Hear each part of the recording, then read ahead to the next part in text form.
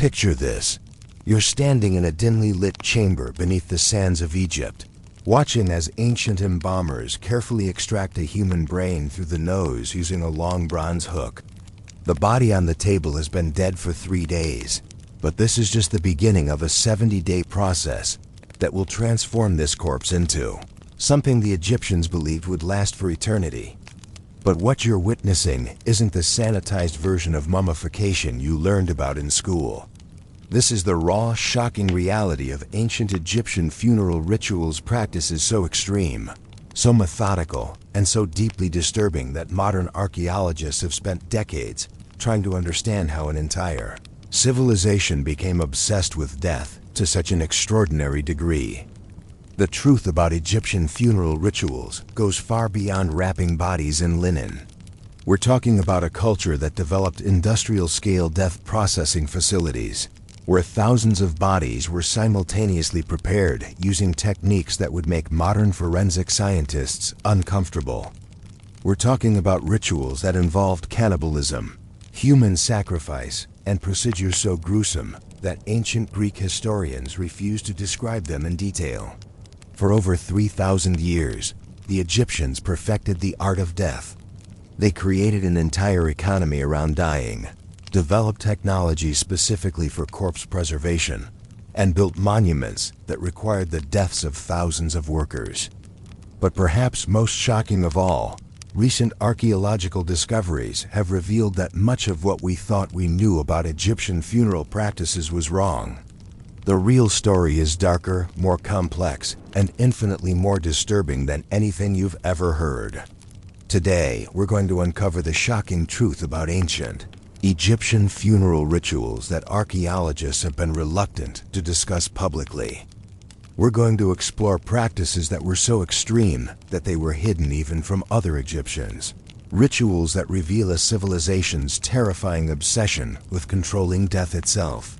But I warn you, once you understand what the ancient Egyptians were really doing to their dead, you'll never look at a mummy the same way again. Because what we're about to discover isn't just about ancient history, it's about the lengths human beings will go to deny the reality of death and the horrifying practices they'll embrace in pursuit of immortality. The ancient Egyptians didn't just preserve bodies.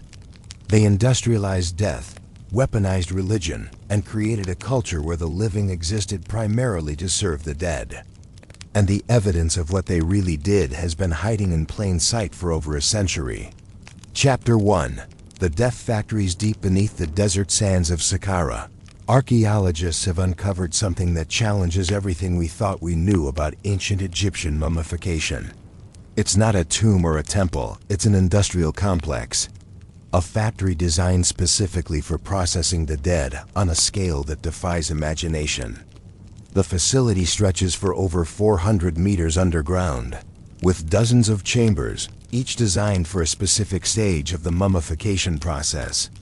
But this isn't the careful, reverent procedure depicted in museum displays. This is mass production of death, with assembly line efficiency that processed hundreds of bodies simultaneously. The first chamber contains evidence of what can only be described as a slaughterhouse. Stone tables with drainage channels, bronze tools designed for cutting and dismemberment, and residue analysis that reveals the systematic processing of human remains on an industrial scale. The walls are stained with substances that chemical analysis has identified as human blood, brain matter, and other bodily fluids. But perhaps most disturbing is the evidence of standardization. The tools are identical, the procedures are systematic, and the layout suggests a level of organization that rivals modern manufacturing facilities.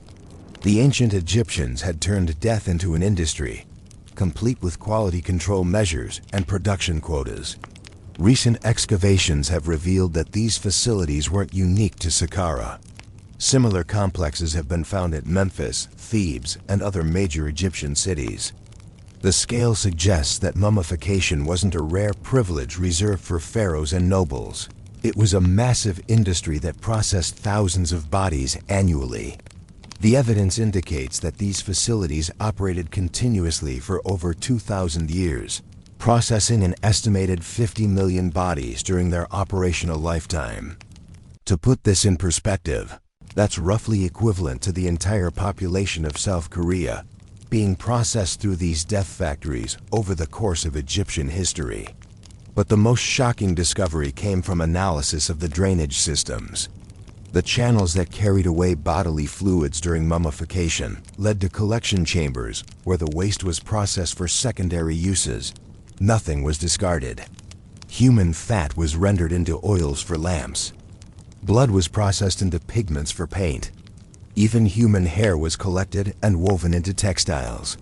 The ancient Egyptians had created a circular economy of death, where every part of the human body was recycled and reused. Death wasn't just preserved, it was harvested, processed, and commodified on an industrial scale that wouldn't be seen again until the modern era. The workers in these facilities weren't priests performing sacred rituals. They were specialized technicians, organized into guilds with specific skills and responsibilities. There were brain extractors, organ removers, chemical specialists, and wrapping experts. Each group had its own tools, techniques, and trade secrets passed down through generations. The conditions in these facilities were horrific by any standard. The smell alone would have been overwhelming, a combination of rotting flesh, chemical preservatives, and human waste that permeated everything. Workers developed respiratory problems from constant exposure to natron dust and other chemicals. Many showed signs of chronic poisoning from handling mercury and other toxic substances used in the preservation process. Yet these facilities operated for millennia, processing millions of bodies with mechanical efficiency. The ancient Egyptians had created the world's first industrial death complex, and the evidence suggests they were proud of their achievement. Hieroglyphic inscriptions describe the facilities as houses of purification and workshops of eternity.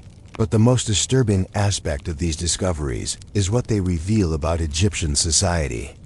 This wasn't a civilization that occasionally mummified important individuals.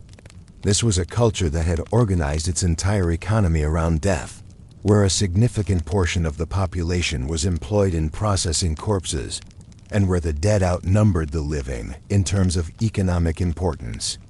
The death factories of ancient Egypt represent one of humanity's most extreme responses to mortality. They reveal a civilization that refused to accept death as natural, instead transforming it into an industrial process that could be controlled, standardized, and monetized. The implications of this discovery are still being understood. But one thing is clear: the ancient Egyptians' relationship with death was far more complex and disturbing than anyone previously imagined.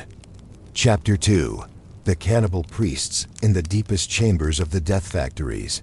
Archaeologists have uncovered evidence of practices so shocking that many researchers initially refused to believe what they were seeing.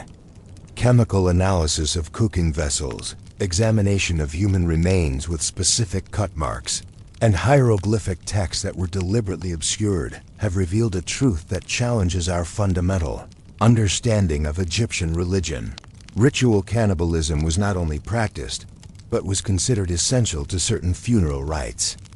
The evidence first emerged during excavations at a facility near Memphis, where researchers found cooking areas adjacent to mummification chambers. Initially dismissed as food preparation areas for workers, closer examination revealed something far more sinister. The cooking vessels contained residues of human proteins, and the cut marks on nearby bones were consistent with butchering for consumption, not mummification. The hieroglyphic texts found in these chambers were unlike anything previously discovered. Written in a dialect reserved for the highest-ranking priests, they describe rituals where specific organs and body parts were consumed as part of the mummification process. The texts refer to partaking of the divine essence and consuming the ka of the deceased. According to these texts, certain priests were required to consume portions of the brain, heart, and liver of particularly important individuals during the mummification process. This wasn't random cannibalism. It was a highly ritualized practice with specific procedures, participants, and religious justifications. The brain was considered the most important organ for this ritual. After extraction through the nasal cavity, portions were prepared using specific cooking methods and consumed by priests who had undergone years of preparation. The texts describe elaborate purification rituals that priests had to complete before they were allowed to participate in these ceremonies. The heart, which Egyptians believed contained the soul, was treated with even greater reverence. Only the highest-ranking priests were allowed to consume heart tissue, and only from individuals who had achieved certain spiritual accomplishments during life. The ritual consumption was believed to transfer the deceased's wisdom and spiritual power to the living priests. But perhaps most disturbing was the treatment of the liver. Considered the seat of emotion and personality, liver tissue was consumed in group ceremonies where multiple priests participated. These rituals were designed to ensure that the deceased's personality traits and memories would be preserved within the living community of priests. The scale of these practices was significant. Analysis of the cooking facilities suggests that ritual cannibalism was performed on hundreds of bodies annually at each major mummification center. Over the course of Egyptian history, tens of thousands of individuals were subjected to these practices. The participants weren't rogue cultists operating in secret. These were mainstream religious officials operating with full approval from the highest levels of Egyptian society. Pharaohs not only knew about these practices but actively participated in them. Several royal mummies show evidence of having been subjected to ritual cannibalism before mummification. The religious justification for these practices was complex and deeply rooted in Egyptian theology. The Egyptians believed that consuming specific organs allowed the living to absorb the deceased's ka, or life force. This wasn't seen as desecration. It was considered the highest form of honor that could be bestowed upon the dead. The texts describe elaborate ceremonies where family members of the deceased would witness the consumption rituals. Far from being horrified, these witnesses were expected to feel honored that their loved one had been selected for such treatment. The ability to have one's organs consumed by priests was considered a privilege reserved for the most spiritually advanced individuals. The preparation methods were sophisticated and varied depending on the organ being consumed. Brain tissue was typically prepared as a paste mixed with honey and spices. Heart tissue was roasted and consumed in small portions during lengthy ceremonies. Liver was often dried and ground into powder that could be preserved for later consumption. The priests who participated in these rituals underwent extensive training and purification procedures. They followed strict dietary restrictions for months before participating in cannibalistic ceremonies. They were required to fast for specific periods, consume only certain foods, and undergo ritual cleansing procedures that lasted for weeks. The psychological impact on these priests was significant. Many showed signs of what modern psychologists would recognize as severe trauma responses.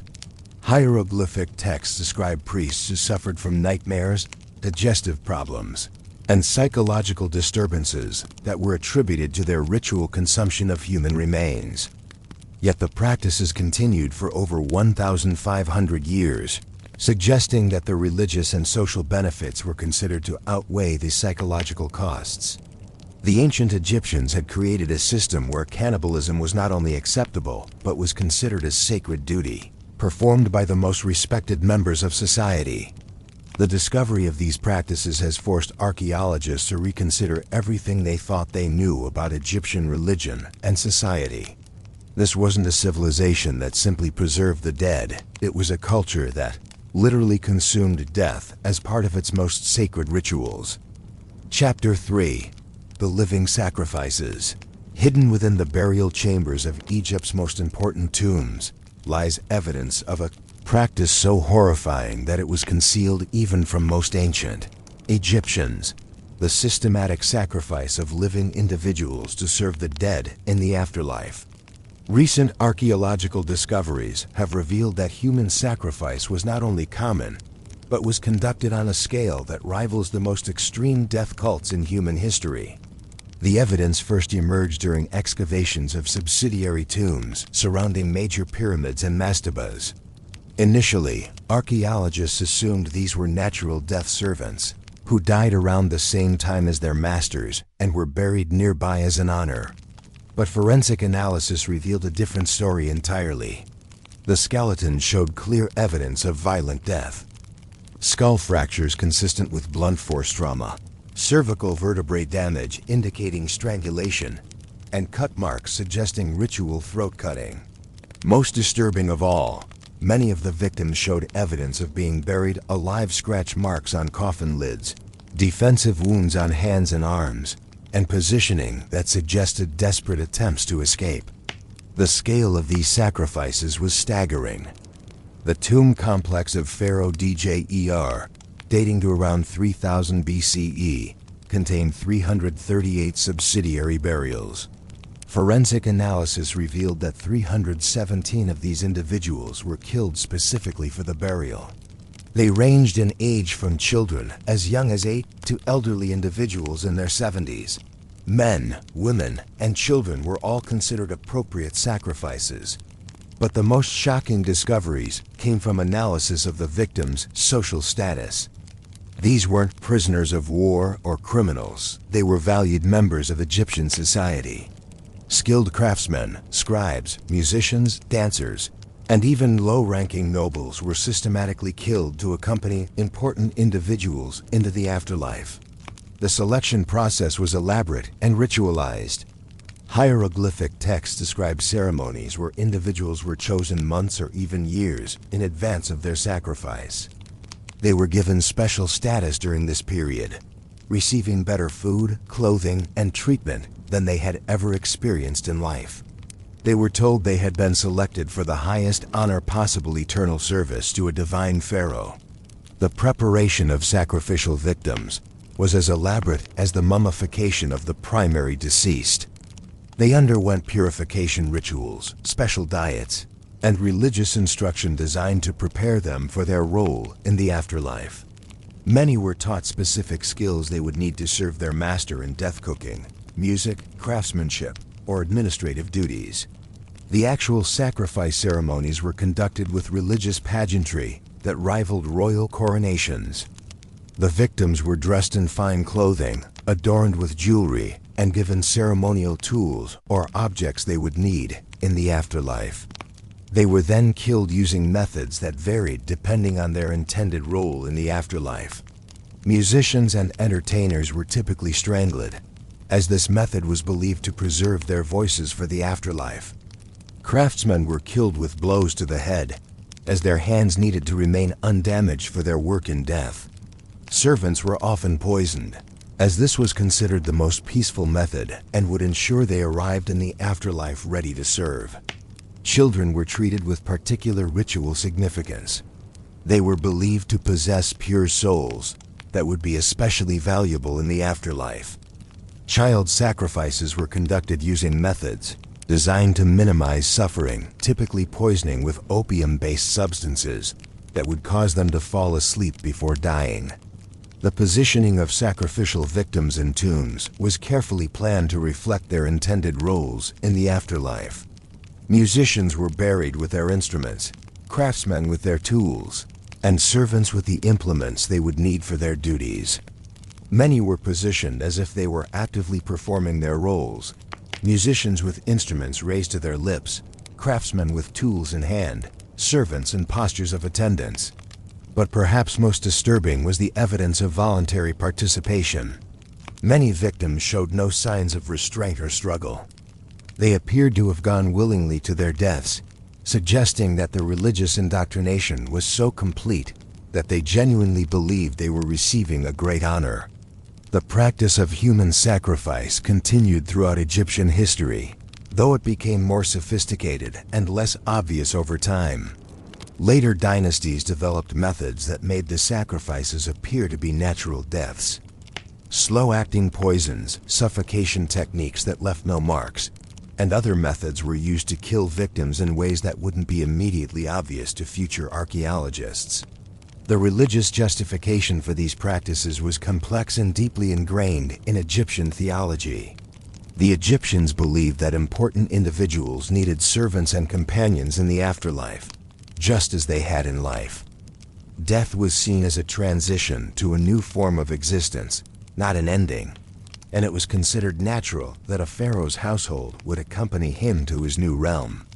The scale of human sacrifice in ancient Egypt was enormous.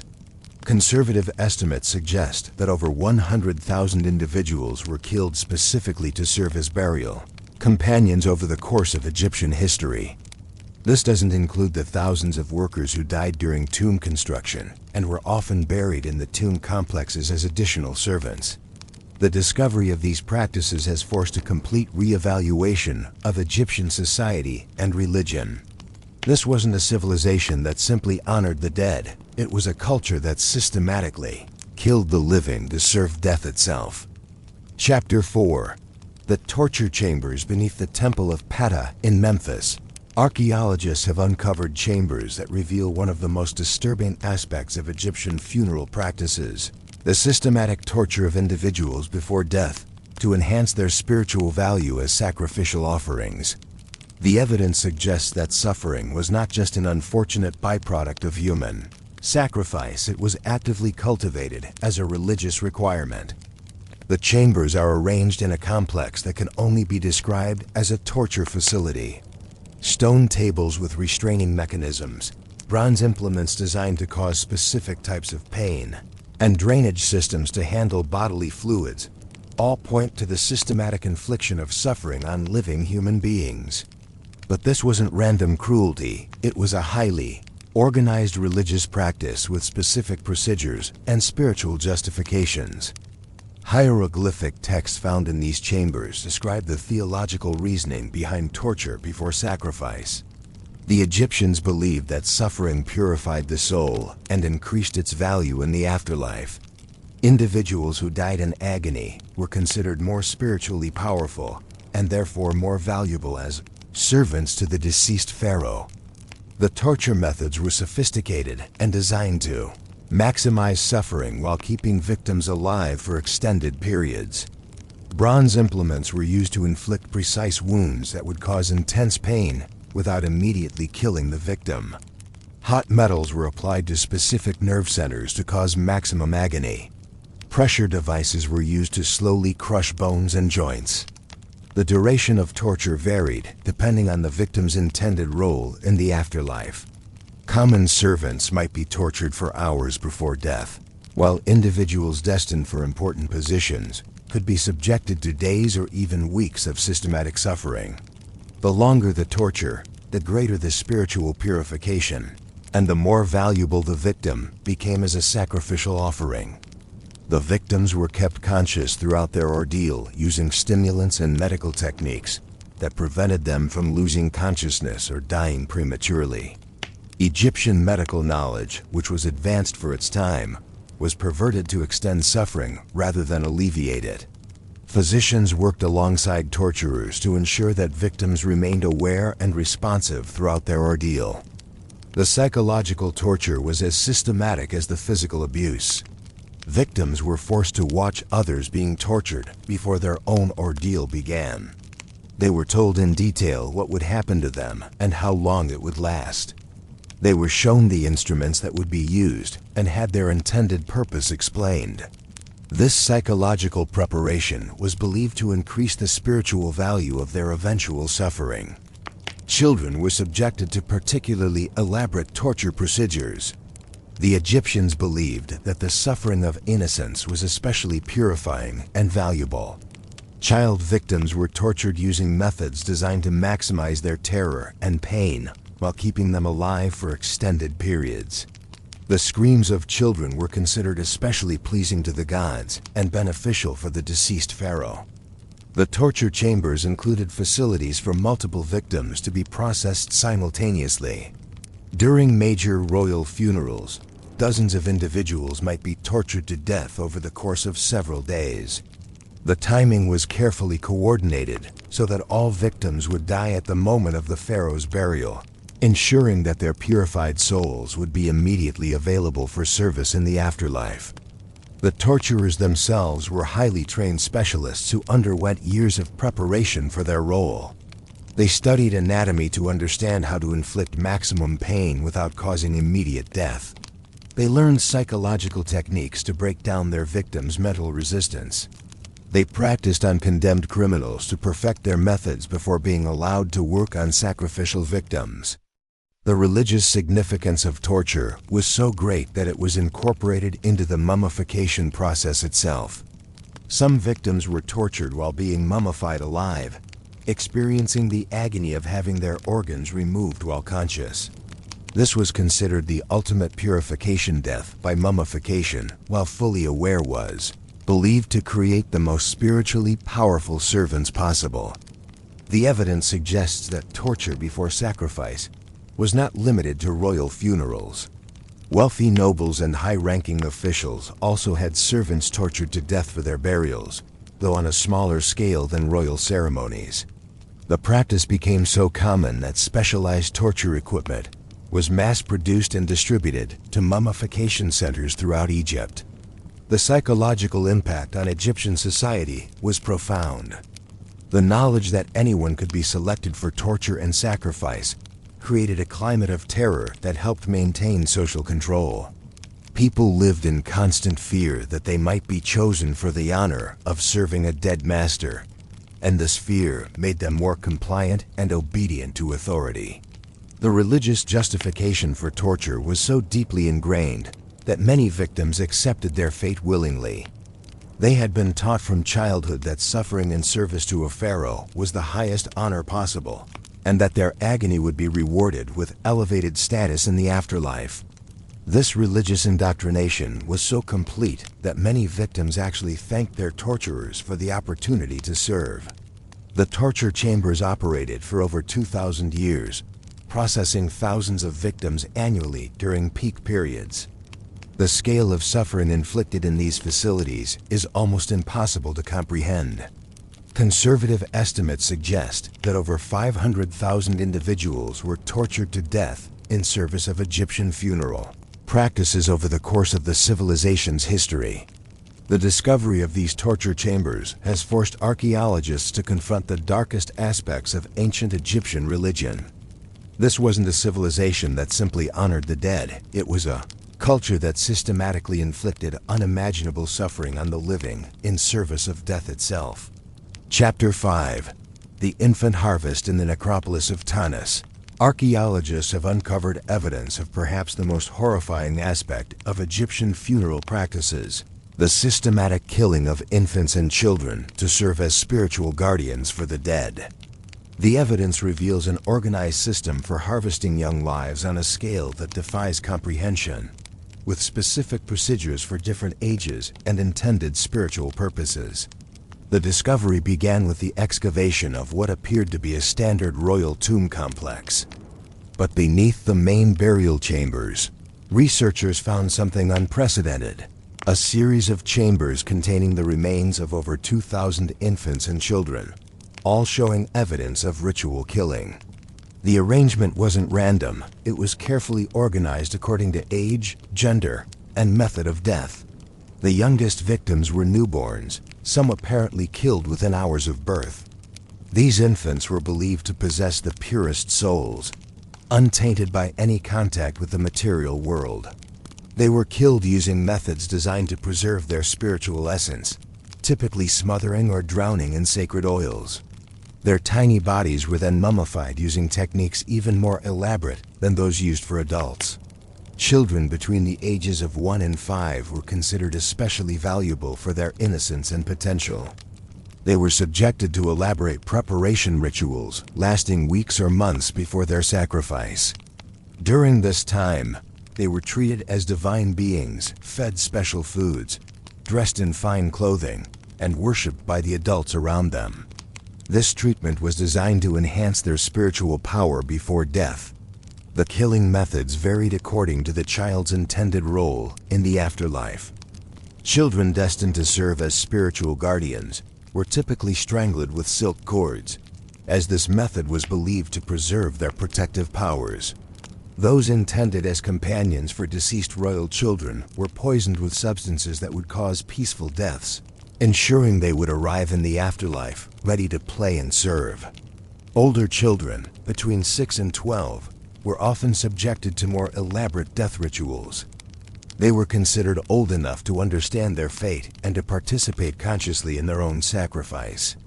These children were taught special prayers and rituals to perform during their dying moments, believing that their conscious participation would increase their value as spiritual servants. The preparation of child victims was as systematic as any other aspect of Egyptian funeral practice. Special facilities were maintained for housing children selected for sacrifice. These weren't prisons, they were luxurious environments where children lived better than they ever had in life. They received the finest food, clothing, and education available, all designed to enhance their spiritual value. The selection process for child victims was elaborate and ritualized. Children were chosen based on specific criteria: physical perfection, astrological considerations, family lineage, and demonstrated intelligence or spiritual sensitivity. Once selected, they became the property of the temple and were removed from their families to begin their preparation for death. The families of selected children were compensated for their loss, but they were also expected to feel honored by their child's selection. The death of a child in service to a pharaoh was considered one of the greatest honors a family could receive. Parents were taught that their child's sacrifice would bring blessings to their entire lineage for generations. The actual killing of children was conducted with elaborate ceremony and religious pageantry. The victims were dressed as gods and goddesses, adorned with jewelry and sacred symbols, and given ceremonial objects to carry into the afterlife. They were killed during elaborate rituals attended by hundreds of priests and nobles, with their deaths timed to coincide with specific astronomical events. The mummification of child victims was even more elaborate than that of adults. Their small bodies were preserved using the finest materials and techniques available. They were wrapped in silk rather than linen, adorned with precious metals and gems, and placed in miniature sarcophagi that were works of art in themselves. The positioning of child victims in tombs was carefully planned according to their intended spiritual roles. Infant guardians were placed at the entrances to burial chambers, their tiny forms believed to ward off evil spirits. Child companions were positioned near the deceased, often arranged as if they were playing games or performing services. Older children were placed in positions of honor, reflecting their greater spiritual value. The scale of child sacrifice in ancient Egypt was enormous. Every major royal burial included dozens or hundreds of child victims. Noble burials included smaller numbers, but still represented significant loss of young life. Over the course of Egyptian history, an estimated 2 million children were killed specifically for funeral purposes. The psychological impact on Egyptian society was devastating. Parents lived in constant fear that their children might be selected for sacrifice. This fear was used as a tool of social control, ensuring that families remained loyal to the pharaoh and the religious establishment. The knowledge that any child could be taken at any time created a climate of terror that permeated all levels of society. The religious justification for child sacrifice was deeply rooted in Egyptian theology. Children were believed to be closer to the gods than adults, making them more valuable as spiritual intermediaries. Their deaths were seen not as tragedies, but as necessary sacrifices that ensured the continued favor of the gods and the successful transition of important individuals to the afterlife. The practice of child sacrifice continued throughout Egyptian history, becoming more sophisticated and systematic over time. Later dynasties developed more efficient methods for selecting, preparing, and killing child victims. The process became so routine that specialized personnel were trained specifically for handling child sacrifices. The discovery of the infant harvest chambers has forced archaeologists to confront the most disturbing aspects of ancient Egyptian civilization. This wasn't a culture that simply honored the dead. It was a society that systematically murdered its own children in service of death itself. Chapter 6. The Resurrection Experiments Deep Within the Serapeum of Saqqara. Archaeologists have discovered chambers that reveal the most shocking aspect of Egyptian funeral practices: systematic attempts to resurrect the dead through increasingly desperate and horrifying experiments. The evidence suggests that the Egyptians didn't just preserve bodies for the afterlife. They actively tried to bring the dead back to life using techniques that would horrify modern medical professionals. The chambers contain evidence of what can only be described as ancient laboratories dedicated to resurrection research. Stone tables equipped with restraining devices, bronze instruments for surgical procedures, and complex systems for introducing fluids into corpses all point to systematic attempts to reanimate dead tissue. But these weren't random experiments. They were organized research programs that continued for centuries. The hieroglyphic texts found in these chambers describe elaborate procedures for awakening the sleeping dead.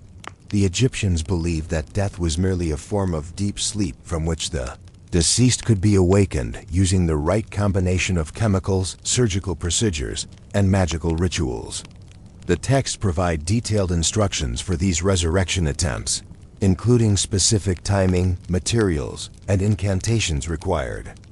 The earliest resurrection experiments focused on recently deceased individuals who showed minimal signs of decomposition. Bodies were injected with various substances: mercury, wine, honey, and exotic plant extracts in attempts to restore life. The texts describe procedures for massaging the heart, manipulating the limbs, and introducing air into the lungs to stimulate breathing. As these simple methods failed, the experiments became increasingly elaborate and disturbing. Bodies were subjected to electrical stimulation using primitive batteries made from copper and iron. Hot oils were injected into major organs. Surgical procedures were performed to repair damage caused by death.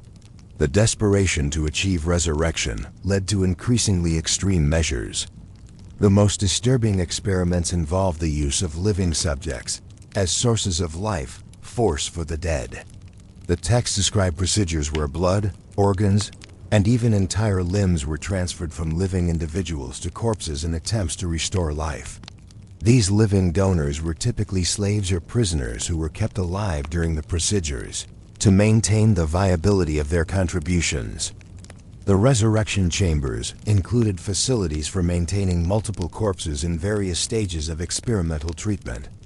Bodies were kept in special preservation baths, while different revival techniques were attempted. Some corpses were subjected to dozens of different procedures over periods of months or even years as experimenters refused to accept the finality of death. The personnel involved in these experiments were highly trained specialists who combined medical knowledge with religious authority.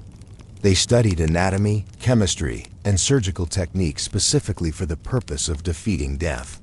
These resurrection specialists were among the most respected members of Egyptian society, believed to possess knowledge that could overcome humanity's greatest limitation.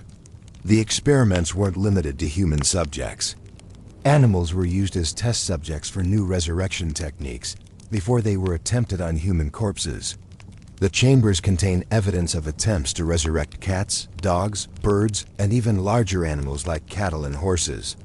The knowledge gained from these animal experiments was then applied to human resurrection attempts. The most elaborate resurrection experiments were reserved for pharaohs and other royal family members.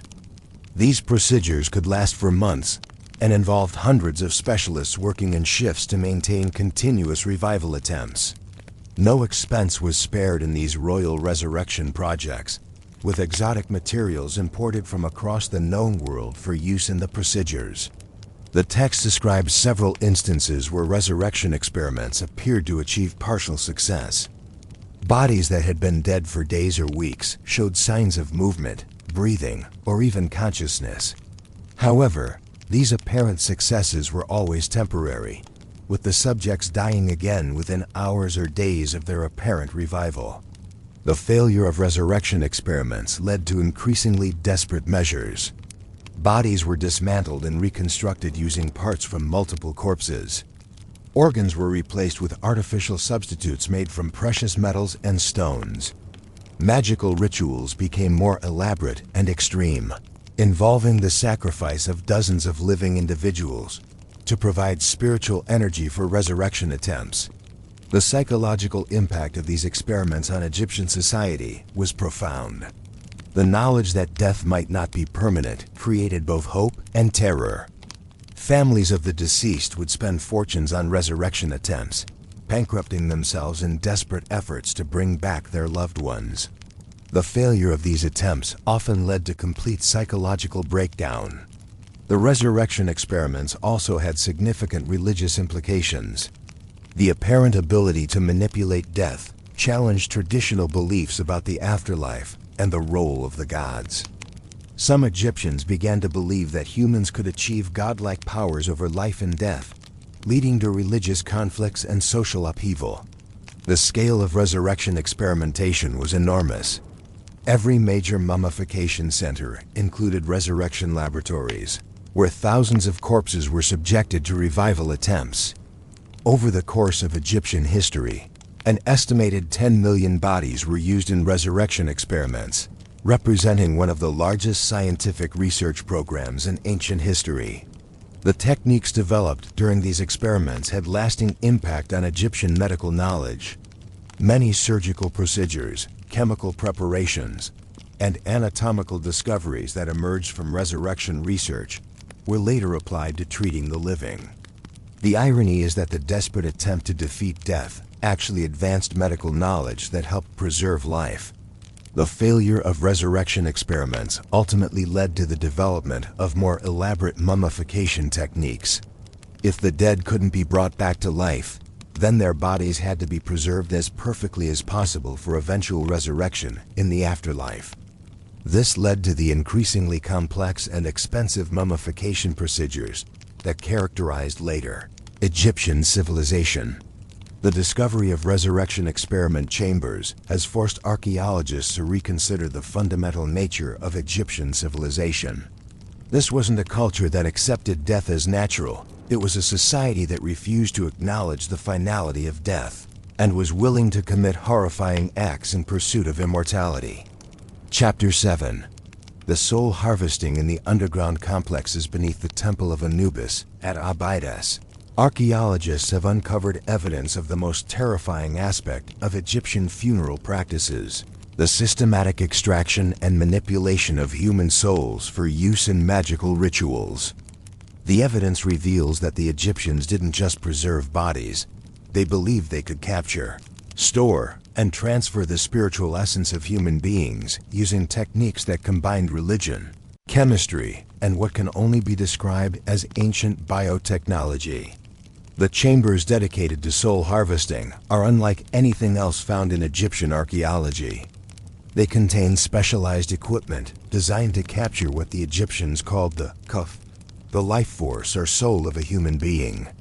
Stone vessels with complex internal structures, bronze implements designed to extract spiritual essence, and preservation systems for maintaining captured souls all point to systematic attempts to manipulate human consciousness itself.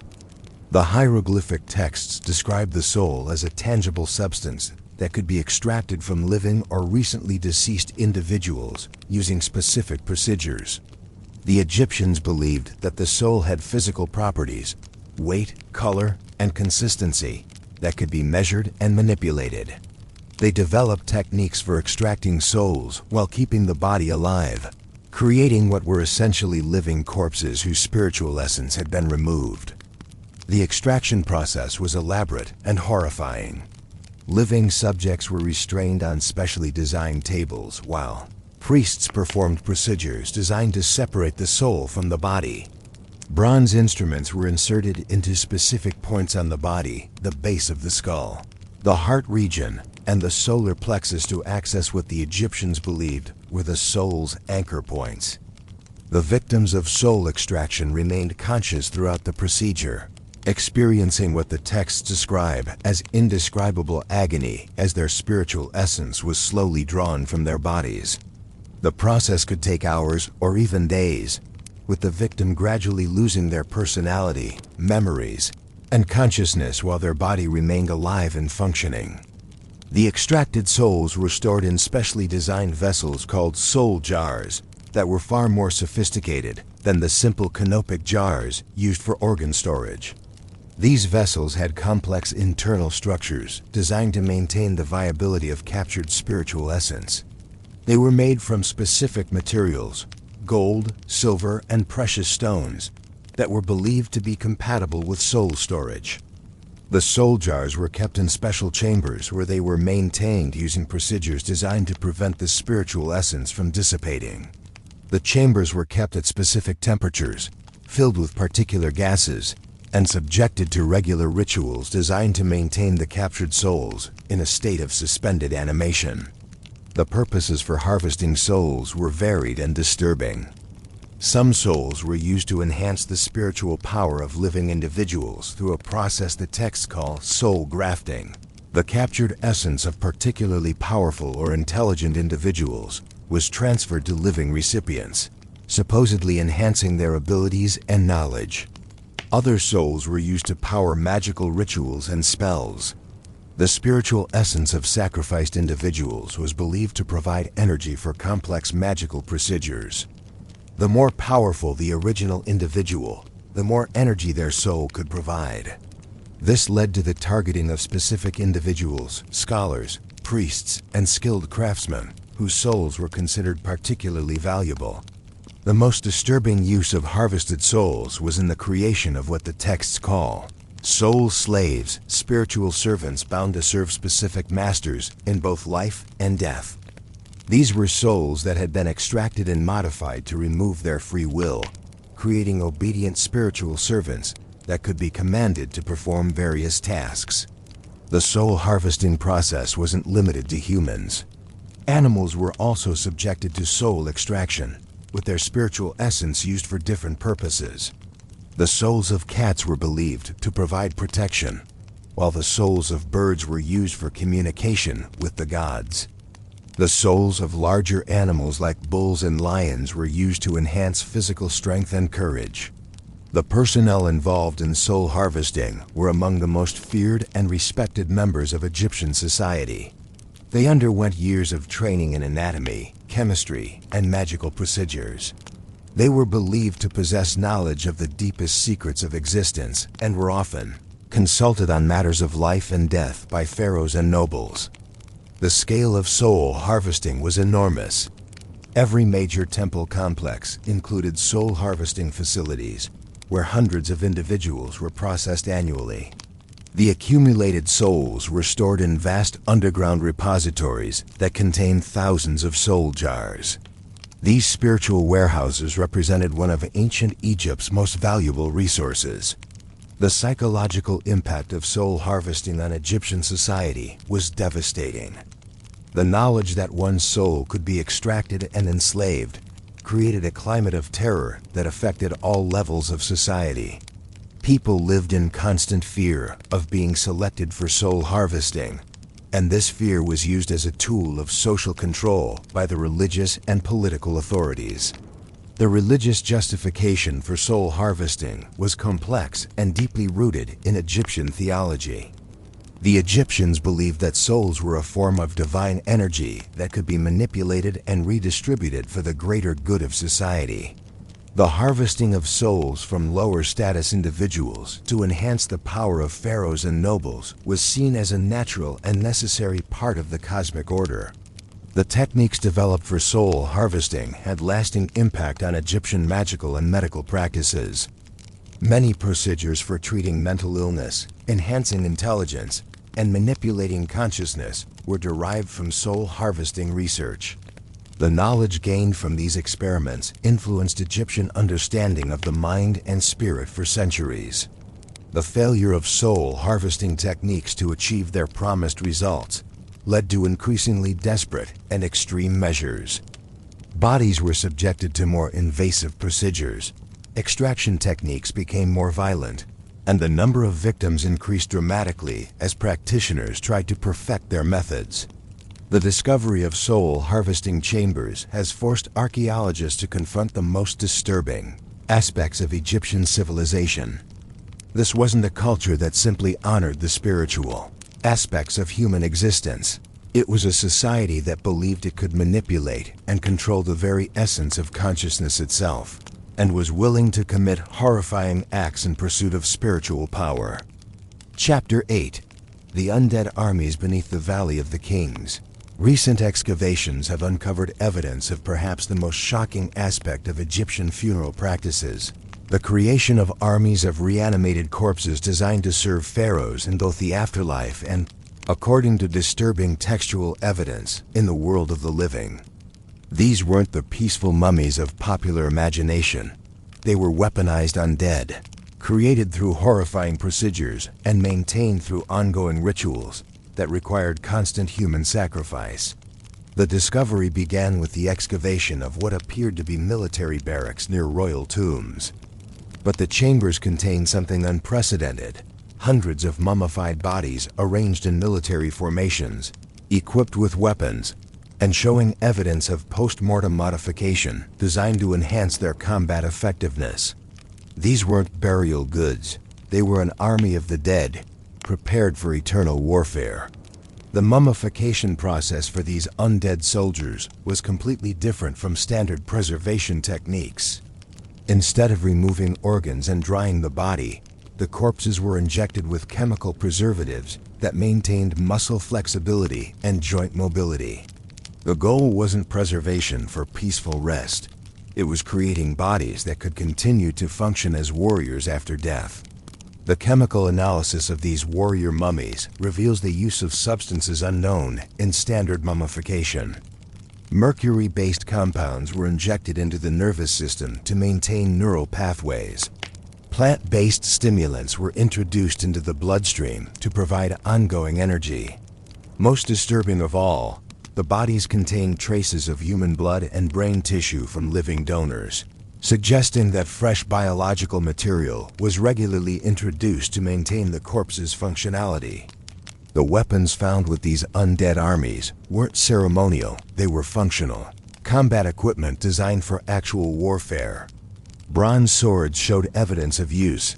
Arrows were fitted with poison-tipped heads, and armor was designed for maximum protection and mobility. These armies were equipped for real combat, not symbolic service in the afterlife.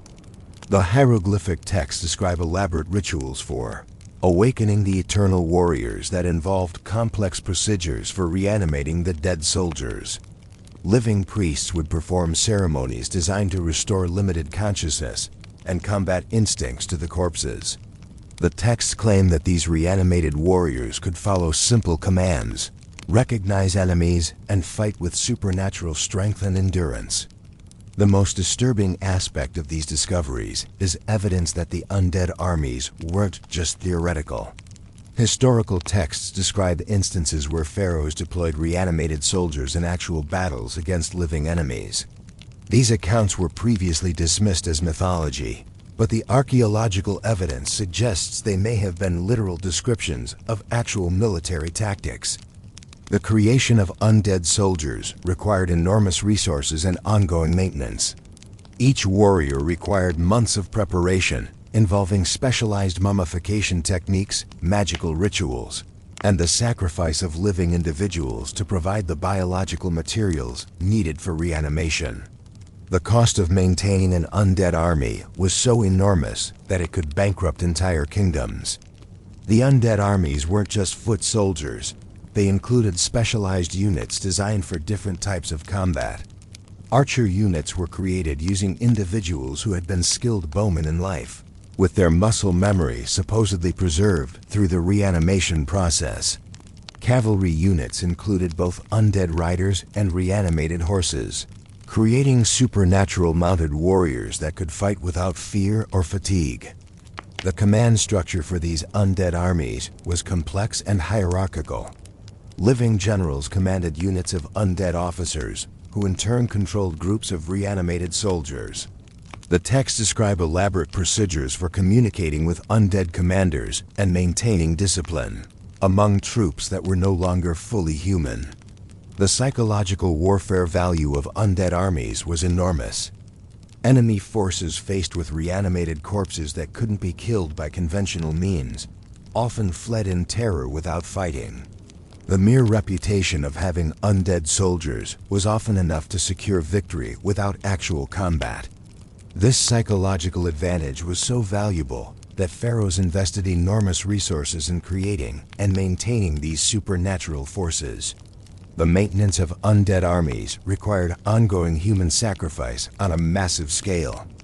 The reanimated corpses gradually deteriorated and required regular infusions of fresh biological material to maintain their functionality. Living prisoners, slaves, and even Egyptian citizens were systematically killed to provide the blood, organs, and neural tissue needed to keep the undead armies operational. The religious justification for creating undead armies was rooted in Egyptian beliefs about the pharaoh's divine nature and eternal responsibilities. The pharaoh was believed to continue ruling in the afterlife, and therefore needed military forces to defend his eternal kingdom. The creation of undead armies was seen as a natural extension of royal power into the realm of death. The scale of undead army creation was staggering. Major pharaohs maintained forces of thousands of reanimated soldiers, with some estimates suggesting that over 100,000 corpses were weaponized for military service over the course of Egyptian history. The logistics of creating, maintaining, and deploying these forces represented one of the largest military programs in the ancient world. The techniques developed for creating undead soldiers had applications beyond military use. The same reanimation procedures were used to create undead workers for dangerous tasks like mining and construction. These zombie laborers could work in conditions that would kill living workers and didn't require food, water, or rest. The eventual decline of undead army programs was due to their enormous cost and the increasing difficulty of maintaining the necessary human sacrifice rates.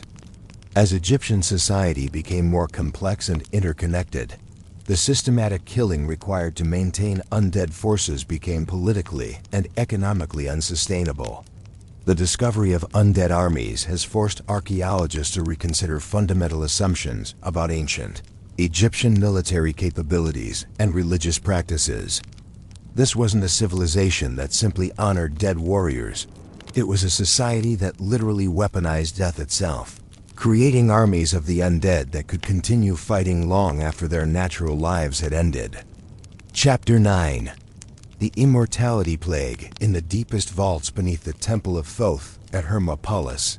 Archaeologists have uncovered evidence of the most catastrophic consequence of Egyptian funeral practices: the creation and spread of what can only be described as an immortality plague, a condition that prevented natural death while trapping victims in states of undying agony. The evidence suggests that Egyptian experiments with life extension and resurrection created a supernatural disease that spread throughout the population, creating thousands of individuals who couldn't die despite suffering from advanced decomposition and decay. The discovery began with the excavation of sealed chambers that had been deliberately walled off and marked with warning hieroglyphs. Inside, researchers found hundreds of bodies in various states of preservation, but unlike normal mummies, these corpses showed signs of continued biological activity. Heart tissue that still contracted, nervous systems that responded to stimuli, and most disturbing of all, evidence of consciousness in bodies that had been dead for centuries.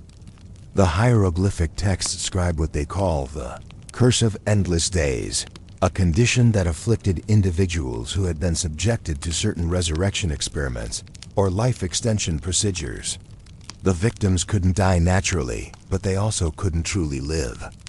They remained conscious and aware while their bodies slowly decayed around them, experiencing constant pain and horror as they watched themselves rot while remaining unable to escape through death. The condition appears to have been caused by chemical preservatives and magical procedures that interfered with the natural dying process. Bodies treated with certain combinations of mercury, plant extracts, and human biological materials developed an immunity to death that trapped the soul within the decaying flesh. The victims remained aware and conscious while experiencing the full horror of decomposition. The symptoms of the immortality plague were horrifying. Victims remained conscious while their skin rotted away, their organs failed, and their bones became visible through decaying flesh. They could feel every stage of decomposition, but couldn't lose consciousness or die to escape the agony. Many victims begged to be killed, but even extreme violence couldn't end their suffering. The plague wasn't limited to direct victims of resurrection experiments. The condition appeared to be contagious, spreading to individuals who came into contact with the immortal victims. The exact mechanism of transmission isn't clear from the texts, but it appears that prolonged exposure to immortal individuals could cause others to develop the same condition.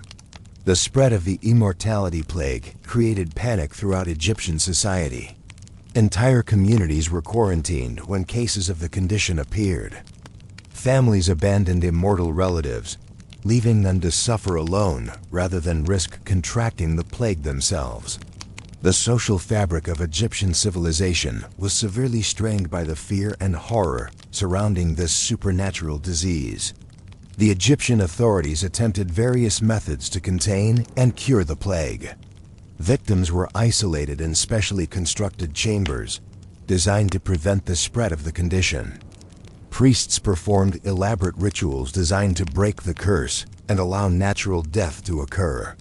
Medical practitioners tried various treatments to restore normal mortality to the afflicted. None of these efforts were successful. The immortality plague continued to spread, creating growing populations of undying victims who suffered in constant agony. The chambers beneath temples became overcrowded with immortal plague victims who couldn't die but couldn't be allowed to remain in normal society. The most disturbing aspect of the plague was its effect on the victim's mental state. The constant pain and horror of undying decomposition drove many victims insane. They developed supernatural strength and aggression, attacking anyone who came near them. These violent immortals had to be restrained and isolated to prevent them from harming others. The plague also affected the Egyptian understanding of death and the afterlife. If death wasn't permanent and could be prevented or reversed, then traditional religious beliefs about the journey to the afterlife became meaningless. This theological crisis led to religious conflicts and social upheaval as different groups proposed different explanations for the plague. The economic impact of the immortality plague was devastating. Resources that should have been used for the living were diverted to caring for immortal victims who couldn't die. Special facilities had to be constructed and maintained for housing plague victims. The cost of containing and managing the plague consumed enormous amounts of Egyptian wealth and labor. The psychological impact on Egyptian society was equally severe. The knowledge that death might not be an escape from suffering created widespread anxiety and depression. People lived in constant fear of contracting the plague and becoming trapped in eternal agony. This fear affected every aspect of Egyptian life, from religious practices to social relationships. The plague also had military implications. Immortal plague victims who retained their combat skills became supernatural warriors who couldn't be killed in battle. Some military commanders attempted to weaponize plague victims, using them as unstoppable soldiers who could fight indefinitely without dying. The attempts to cure the immortality plague led to increasingly desperate and extreme measures. Victims were subjected to procedures designed to force death dismemberment, burning, chemical dissolution, but none of these methods could end their suffering. The immortal plague victims continued to exist and suffer regardless of what was done to their bodies. The scale of the immortality plague was enormous. At its peak, an estimated 50,000 individuals throughout Egypt were afflicted with the condition. The plague persisted for over 300 years, creating multiple generations of immortal victims who suffered in constant agony, while Egyptian society struggled to contain and understand the supernatural disease. The eventual decline of the plague appears to have been due to the development of counter-procedures that could prevent the condition from developing. Egyptian priests and physicians learned to identify the early stages of the plague and developed treatments that could restore normal mortality before the condition became permanent. The discovery of immortality plague victims has forced archaeologists to reconsider the consequences of Egyptian experiments with death and resurrection. This wasn't just a civilization that tried to defeat death. It was a society that accidentally created a supernatural disease that trapped thousands of individuals in eternal suffering, demonstrating the horrifying consequences of attempting to manipulate the fundamental processes of life and death. Chapter 10. The final revelation, as we piece together the evidence from death factories, torture chambers, resurrection laboratories, and plague vaults. A terrifying picture emerges of ancient Egyptian civilization. This wasn't the peaceful, death-accepting culture depicted in museums and textbooks. This was a society consumed by an obsession with death, so complete and so extreme that it transformed an entire civilization into a machine for processing, manipulating, and weaponizing mortality itself. The scale of death-related activities in ancient Egypt was staggering. Conservative estimates suggest that over the course of 3,000 years, Egyptian funeral practices directly caused the deaths of over 15 million people through human sacrifice, torture, and experimental procedures. This doesn't include the millions more who died as indirect consequences of the civilization's death obsession: workers who died building tombs, victims of immortality plagues, and casualties of undead armies. The economic impact was equally enormous. At the height of Egyptian civilization, an estimated 40% of all economic activity was related to death processing, tomb construction, and funeral services. Entire cities existed solely to serve the dead, with populations of hundreds of thousands employed in various aspects of the death industry. The living existed primarily to serve death itself. The technological achievements of Egyptian funeral practices were remarkable, but they came at an horrific cost in human suffering. The precision of mummification, the scale of tomb construction, and the sophistication of preservation techniques all required the systematic exploitation and destruction of human life on an industrial scale. The religious justifications for these practices reveal a theology so focused on death that it lost sight of the value of life itself. The Egyptian gods weren't benevolent protectors. They were death deities who demanded constant human sacrifice and suffering. The afterlife wasn't a reward for a good life. It was a continuation of the hierarchical exploitation that characterized Egyptian society. The social control mechanisms built around death were extraordinarily effective. The fear of being selected for sacrifice, the hope of achieving immortality, and the terror of supernatural punishment kept Egyptian society stable and compliant for millennia. Death wasn't just a natural process. It was a tool of political and social control that maintained the power of pharaohs and priests. The psychological impact of living in a death-obsessed society was devastating. Egyptians lived in constant awareness that they might be selected for sacrifice at any time. Children were raised knowing they might be killed to serve dead masters. Parents lived in terror that their offspring might be chosen for torture and death. This psychological trauma was so pervasive that it became normalized and accepted as part of Egyptian culture. The medical and scientific knowledge developed through death-related research was impressive, but it was gained through procedures that would be considered war crimes by modern standards. The understanding of anatomy, chemistry, and physiology that emerged from mummification and resurrection experiments was built on a foundation of systematic torture and murder. The international impact of Egyptian funeral practices was significant. Other civilizations that came into contact with Egypt were horrified by the scale and extremity of Egyptian death rituals. Many foreign observers described Egyptian practices as barbaric and inhuman, contributing to Egypt's isolation and eventual decline. The environmental consequences of Egyptian death obsession were also severe. The resources required for tomb construction, mummification materials, and funeral ceremonies consumed enormous amounts of natural resources. Entire forests were cleared to provide wood for funeral pyres and construction.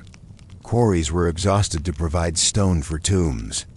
The environmental destruction caused by Egyptian funeral practices contributed to ecological problems that persisted for centuries. The legacy of Egyptian funeral practices extended far beyond ancient Egypt itself.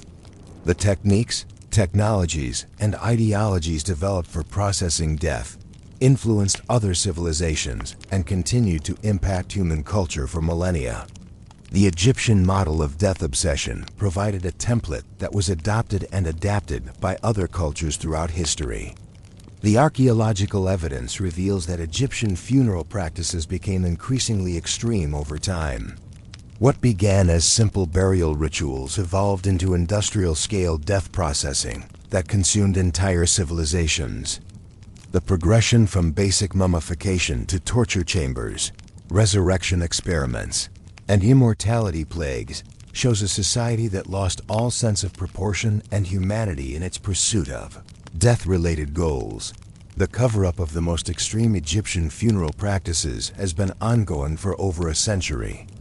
Early archaeologists who discovered evidence of human sacrifice, torture, and other horrifying practices often chose not to publish their findings or deliberately misinterpreted the evidence to avoid challenging popular perceptions of ancient Egypt. This conspiracy of silence has prevented the public from understanding the true nature of Egyptian civilization. The reasons for this cover-up were complex. Museums and academic institutions had invested heavily in promoting Egypt as a source of wonder and mystery that would attract visitors and funding. The revelation that Egyptian civilization was built on systematic murder and torture would have undermined these investments and damaged the reputation of Egyptology as a field. Religious and cultural sensitivities also played a role in suppressing evidence of Egyptian extremism. Many Western societies in the 19th and early 20th centuries were deeply religious and would have been horrified by evidence of systematic human sacrifice and torture conducted in the name of religion. The revelation that one of history's most admired civilizations was actually a death cult would have challenged fundamental assumptions about human progress and civilization. Political considerations also influenced the suppression of evidence. Egypt was under colonial control during much of the early archaeological period, and revealing the horrifying nature of ancient Egyptian practices might have been seen as justifying colonial domination. Later, as Egypt gained independence, the government had strong incentives to promote a positive image of ancient Egyptian civilization to support tourism and national pride. The financial interests of the archaeological community also contributed to the cover-up. Funding for Egyptian archaeology depended on maintaining public interest and support. Revealing that Egyptian civilization was built on systematic murder and torture would have reduced public enthusiasm for Egyptian archaeology and threatened the careers and livelihoods of thousands of researchers. The gradual revelation of the truth about Egyptian funeral practices has been forced by advances in forensic science and analytical techniques that make it impossible to ignore or misinterpret the evidence. Modern chemical analysis, DNA testing, and medical imaging have revealed the true nature of Egyptian practices in ways that early archaeologists couldn't suppress or explain away. The implications of these discoveries extend far beyond ancient history. They force us to reconsider fundamental assumptions about human nature, civilization, and progress. If one of history's most advanced and long-lasting civilizations was actually a death cult that systematically murdered millions of people, what does this say about human potential and the nature of civilization itself? The Egyptian example demonstrates how religious and ideological extremism can transform an entire society into a machine for systematic murder and torture. The gradual escalation from simple burial rituals to industrial-scale death processing shows how extremist ideologies can progressively normalize increasingly horrific practices until they become accepted as normal and necessary. The role of fear and social control in maintaining Egyptian death practices provides insights into how authoritarian systems maintain power through terror and manipulation. The Egyptian model of using death-related fears to control populations has been replicated by totalitarian regimes throughout history, demonstrating the enduring relevance of understanding these ancient practices. The economic aspects of Egyptian death obsession reveal how entire societies can be organized around destructive and wasteful activities when those activities serve the interests of ruling elites. The massive resources devoted to death processing and tomb construction represent one of history's greatest examples of economic misallocation and waste. The technological achievements of Egyptian funeral practices demonstrate how human ingenuity can be directed toward horrific purposes when guided by extremist ideologies. The same creativity and skill that could have been used to improve human life was instead devoted to perfecting methods of torture, murder, and corpse processing. The psychological impact of living in a death-obsessed society provides insights into how extreme ideologies can reshape human consciousness and behavior. The normalization of murder, torture, and systematic cruelty in Egyptian society shows how human moral sensibilities can be corrupted and perverted by sustained exposure to extremist ideologies. The international isolation of Egypt, due to its extreme funeral practices, demonstrates how civilizations that embrace extremist ideologies ultimately undermine their own success and survival. Egypt's death obsession contributed to its economic decline, military weakness, and eventual conquest by foreign powers who were horrified by Egyptian practices. The environmental destruction caused by Egyptian funeral practices provides an early example of how human activities can cause massive ecological damage when guided by irrational ideologies. The resources consumed by death-related activities could have been used for sustainable development and environmental protection instead. The medical and scientific knowledge gained through Egyptian death research raises ethical questions about the relationship between scientific progress and human suffering. While Egyptian experiments produced valuable knowledge about anatomy and physiology, this knowledge was gained through systematic torture and murder that would be considered unacceptable by any modern standard. The religious aspects of Egyptian funeral practices reveal how spiritual beliefs can be corrupted and perverted to justify systematic cruelty and murder. The Egyptian example demonstrates how religious authority can be used to legitimize practices that violate basic human dignity and moral principles. The social stratification evident in Egyptian funeral practices shows how death-related ideologies can be used to reinforce and justify extreme inequality. The systematic sacrifice of lower-status individuals to serve elite masters in death represents one of history's most extreme examples of class-based exploitation and oppression.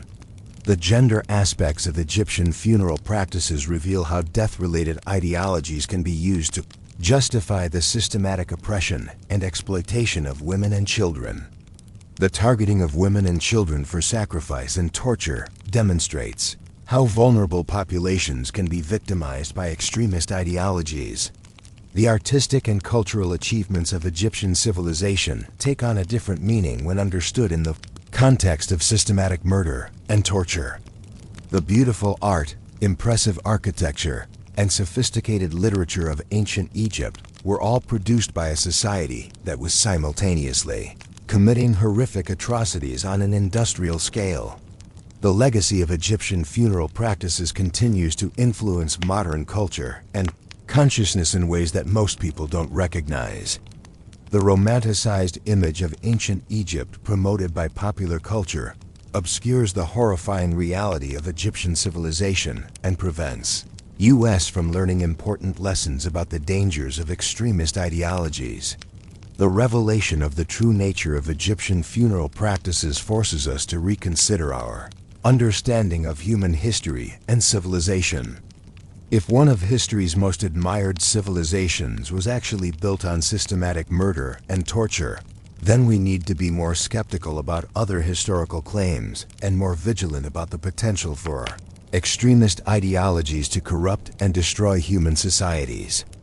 The Egyptian example provides crucial insights into how civilizations can be corrupted by extremist ideologies and how seemingly rational and sophisticated societies can be transformed into machines for systematic cruelty and destruction. These lessons remain relevant today as we continue to face the threat of extremist ideologies that seek to justify violence and oppression in the name of religious or political goals. The shocking truth about ancient Egyptian funeral rituals reveals a civilization that was far more complex, disturbing, and morally compromised than popular culture suggests. Understanding this truth is essential for developing a more accurate and complete understanding of human history and for protecting ourselves against the extremist ideologies that continue to threaten human civilization today. The evidence is clear, the implications are profound, and the lessons are urgent. Ancient Egypt wasn't the peaceful, death-accepting civilization we've been taught to admire. It was a society consumed by death, to such an extent that it transformed an entire civilization into an engine of systematic murder, torture, and cruelty that operated for over 3,000 years and claimed the lives of millions of innocent people. This is the shocking truth about ancient Egyptian funeral rituals that you've never seen and that many people would prefer you never learn. But understanding this truth is essential for understanding the full complexity of human nature and the eternal struggle between civilization and barbarism that continues to shape our world today.